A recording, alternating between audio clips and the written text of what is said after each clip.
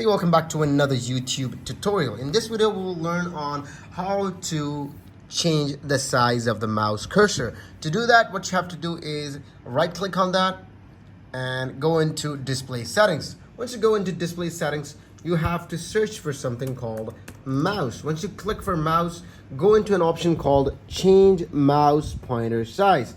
Just click on that.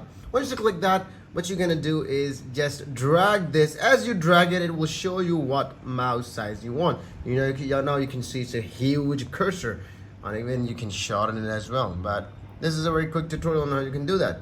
You just do it and you just cut it out and move on and do your work. So this is a very quick tutorial on how you can change the size of your mouse cursor on your Windows PC. If you want to do these types, or if you want to learn more about these types of things regarding computer, MacBook, iPhone, or Windows, make sure to leave a comment below and subscribe to this channel. We'll see you in another video. Keep visiting Tigez Schooling.